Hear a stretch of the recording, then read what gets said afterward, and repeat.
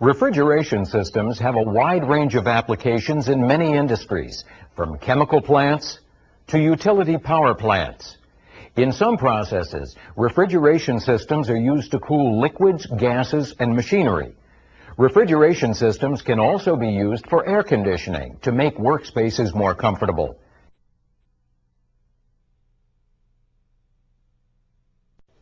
Understanding the basic principles of refrigeration makes it easier to understand how the individual components of a refrigeration system operate and how they work together in the refrigeration system. Let's start by establishing what we mean by refrigeration. Some people think that refrigeration is a process that produces cold, but that's not exactly correct. Refrigeration is actually a process that removes heat. In simple terms, refrigeration can be defined as a process of cooling by transferring heat out of a substance. In other words, if you want to cool something, you must remove heat from it. Heat is basically energy. When heat is removed from a substance, the temperature of that substance is lowered. To accomplish cooling, refrigeration systems rely on the heat transfer capabilities of certain fluids. The fluids used in refrigeration systems are called refrigerants. The most commonly used refrigerants are able to absorb large amounts of heat at relatively low temperatures. We'll use this illustration to see how this happens. This valve controls the flow of refrigerant through a section of pipe. When the valve is opened, the refrigerant flows through the pipe past a thermometer. As the refrigerant flows out of the valve, its pressure decreases. This drop in pressure also causes the temperature of the refrigerant to drop. As heat transfers to the refrigerant begins to boil or vaporize. The refrigerant then flows past the thermometer and absorbs heat from the thermometer and the area around it. The temperature indicated on the thermometer decreases as the liquid refrigerant flows by, absorbs heat, and becomes a vapor. In a distillation system, a liquid mixture is separated into two or more components by partially vaporizing the mixture, and then separately recovering the vapor and the remaining liquid. We can review the distillation process by examining the layout of the system used as an example in this program. The system is a continuous vacuum distillation system that separates a binary feed mixture, which is a mixture of two components. Here's a simplified flow diagram of the system. The mixture to be distilled is contained in this feed tank. In this system, the feed mixture is pumped from the tank to a preheater, where its temperature is raised close to the boiling point of the lighter component in the mixture. The mixture then flows into the distillation column, where vaporization occurs and the two components of the mixture separate. The heavier, higher boiling component collects at the bottom of the column as a liquid. Part of that liquid is circulated through a reboiler and back into the column. Refrigeration involves the transfer of heat. So, to understand refrigeration, it's important to understand some of the basic principles of heat and heat transfer. Basically, heat is energy, and heat transfer is energy in transit. Heat transfers naturally from an area or substance at a higher temperature to an area or substance at a lower temperature. If all other conditions remain the same, the greater the temperature difference, the greater the amount of heat that can be transferred. And the smaller the temperature difference, the smaller the amount of heat that can be transferred. In a refrigeration system, heat is transferred from a substance that is being cooled into a refrigerant. The refrigerant carries the heat through the refrigeration system and then transfers the heat to a substance that is able to absorb the heat. When heat transfers to or from a substance, a couple of things may happen. The temperature of the substance may change, and/or the substance may change its state. In general, matter can exist in three states or phases. It can exist as a solid, a liquid, or a gas. Normally, whenever a phase change occurs, heat transfer takes place. We'll use this beaker of water to demonstrate a phase change and to identify a couple of types of heat transfer. As the water is heated, heat is transferred to the water, and its temperature increases. The heat that is transferred when there is a temperature change is called sensible heat. In other words, sensible heat transfer is heat transfer that can be sensed by thermometers and other instruments as a change in temperature. As we continue to heat the water, its temperature approaches 212 degrees Fahrenheit and bubbles form in the water. When the temperature of the water reaches 212 degrees Fahrenheit, it stops rising and the water boils. Heat transfer is still taking place and a phase change is occurring. The water is turning into steam. The heat that is transferred when temperature does not change, but a phase change occurs, is called latent heat. The heat that's required to completely change a liquid to a vapor at a certain temperature and pressure is referred to as the latent heat of vaporization. The heat that must be removed or rejected to completely change a vapor to a liquid at a certain temperature and pressure is referred to as the latent heat of condensation. When the refrigerant in a refrigeration system receives heat from the substance that's being cooled, it receives the latent heat of vaporization and becomes a vapor. When the refrigerant rejects heat, it gives up the latent heat of condensation and becomes a liquid. The temperature at which a liquid boils isn't related just to the amount of heat that must be added to the liquid. It's also related to the pressure on the liquid. When the water in this beaker is at atmospheric pressure, it boils at 212 degrees Fahrenheit. If the pressure on the water is increased, the water no longer boils at 212 degrees. More heat is needed to increase the temperature of the water until the new higher boiling temperature is reached. If the pressure on the water is reduced, the water starts to boil at a temperature lower than 212 degrees Fahrenheit. Pressure has a similar effect on condensing temperature. When the pressure is increased, steam condenses at a higher temperature, and when the pressure is decreased, steam condenses at a lower temperature. The same effect occurs with the refrigerants in refrigeration systems. When the refrigerant is at a higher pressure, it boils or condenses at a higher temperature. When the pressure of the refrigerant is reduced, it will boil or condense at a lower temperature. The concepts we've been talking about deal with energy and energy transfer. There's a natural law relating to energy that is very important to the operation of a refrigeration system. It's called the law of energy conservation. This law states that energy can neither be created nor destroyed, only altered in form. Basically, this means that if heat is transferred out of something, it has to go somewhere. In a refrigeration system, heat is transferred from the substance that's being cooled into the refrigerant. It is then transferred from the refrigerant to another substance that can receive the heat. These two substances can be called by names that are helpful in identifying what is happening in a refrigeration system. The substance that heat is transferred from is the heat source, and the substance that heat is transferred to is the heat sink. Every refrigeration system has a heat source and a heat sink. For example, refrigeration equipment in this air conditioning system uses a refrigerant to cool an office space.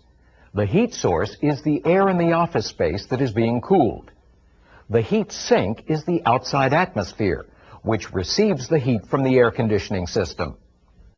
In this topic, we looked at what refrigeration is, and we examined some of the basic concepts of heat transfer that relate to the operation of a refrigeration system. Let's stop here and try some practice questions on this material. If you want to cool something, you must remove heat from it. Heat is basically energy. When heat is removed from a substance, the temperature of that substance is lowered. To accomplish cooling, refrigeration systems rely on the heat transfer capabilities of certain fluids. The fluids used in refrigeration systems are called refrigerants. The most commonly used refrigerants are able to absorb large amounts of heat at relatively low temperatures. The heat that is transferred when there is a temperature change is called sensible heat. In other words, sensible heat transfer is heat transfer that can be sensed by thermometers and other instruments as a change in temperature. The primary purpose of a refrigeration system is to remove heat from a substance. In most cases, removing heat lowers or maintains the temperature of the substance. To lower or maintain the temperature, a refrigeration system must be able to continuously absorb heat and then reject the heat from the system. This is done through several steps in what is called a refrigeration cycle. We can use an illustration to identify the steps in a refrigeration cycle and see how the cycle works. The cycle we'll look at is called a vapor compression refrigeration cycle. A typical vapor compression refrigeration cycle has 4 basic steps. They are heat absorption, energy addition, heat rejection, and expansion. Since the steps repeat, the cycle is a closed system, and it is designed to operate continuously. The cycle uses a fluid known as a refrigerant to transport heat through the system. Let's take a closer look at the 4 steps. The heat absorption causes the refrigerant to change phase from a liquid to a vapor. Also, the vapor receives heat and its temperature increases. So, in this step, the refrigerant changes from a low-temperature liquid to a higher-temperature vapor. In the energy addition step, energy is added to the refrigerant so that it can move through the rest of the refrigeration cycle. In this step, which can also be called the compression step, the refrigerant vapor from the absorption step is compressed.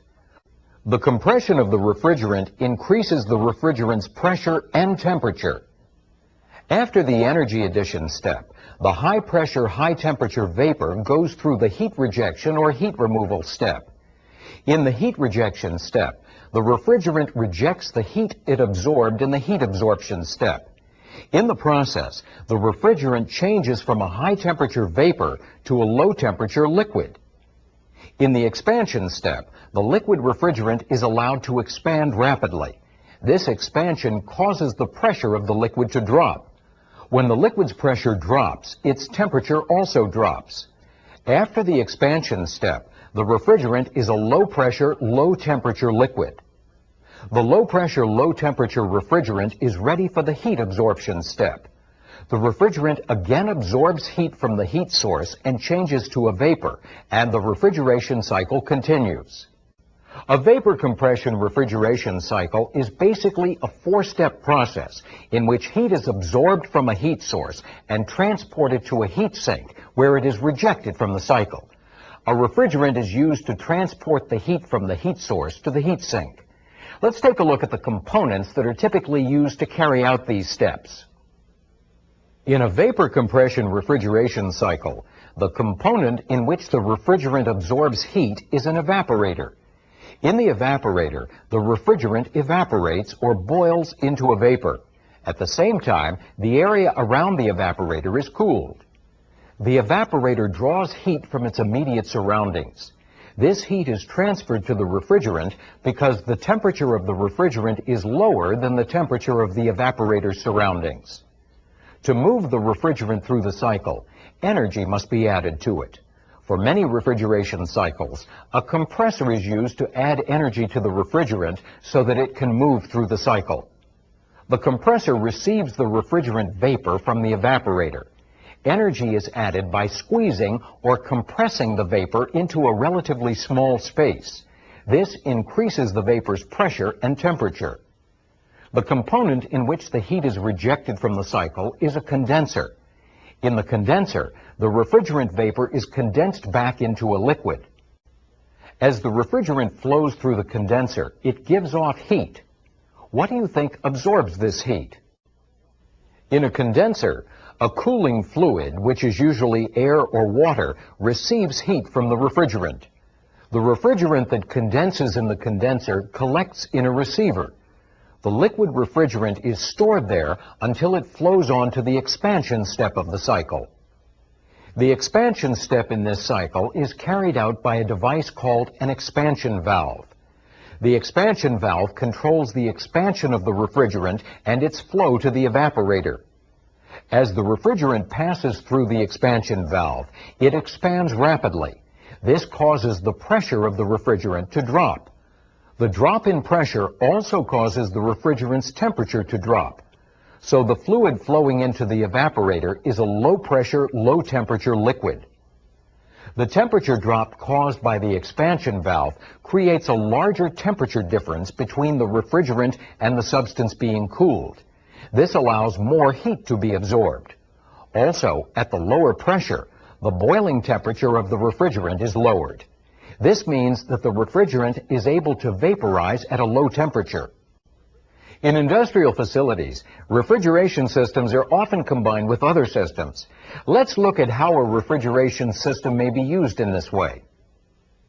We'll use a secondary cooling system as an example. Secondary cooling systems are used in many process industries. They remove heat from processes and equipment. A refrigeration system, in turn, removes the heat from the secondary cooling system. Secondary cooling systems typically use coolants such as salt solutions, which are called brine or glycol solutions. Both of these types of solutions have freezing points that are lower than the freezing point of water. This allows the secondary cooling system to operate at lower temperatures than systems that use water as a coolant. The system in our example uses a brine solution. The brine flows through the process equipment where it absorbs heat and cools the equipment. A pump is used to create flow through the brine cooling system. The brine is then pumped to a heat exchanger. The heat exchanger in the brine cooling system is the evaporator in the refrigeration system. In the evaporator, the brine acts as the heat source, and its heat is absorbed by the refrigerant. As the refrigerant flows through the evaporator, it changes to a vapor. The refrigerant then flows on through the rest of the refrigeration system. The cooled brine is directed back to the process equipment, and the cycle continues. In this topic, we saw what a vapor compression refrigeration cycle is and how it works. We looked at the components that carry out the functions of this cycle, and we saw how a vapor compression refrigeration system can be used with a secondary cooling system. Let's stop here and try some practice questions on this material. A typical vapor compression refrigeration cycle has 4 basic steps. They are heat absorption, energy addition, heat rejection, and expansion. Since the steps repeat, the cycle is a closed system, and it is designed to operate continuously. The cycle uses a fluid known as a refrigerant to transport heat through the system. To move the refrigerant through the cycle, energy must be added to it. For many refrigeration cycles, a compressor is used to add energy to the refrigerant so that it can move through the cycle. The compressor receives the refrigerant vapor from the evaporator. Energy is added by squeezing or compressing the vapor into a relatively small space. This increases the vapor's pressure and temperature. The brine flows through the process equipment where it absorbs heat and cools the equipment. A pump is used to create flow through the brine cooling system. The brine is then pumped to a heat exchanger. The heat exchanger in the brine cooling system is the evaporator in the refrigeration system. In the evaporator, the brine acts as the heat source, and its heat is absorbed by the refrigerant. As the refrigerant flows through the evaporator, it changes to a vapor. The refrigerant then flows on through the rest of the refrigeration system.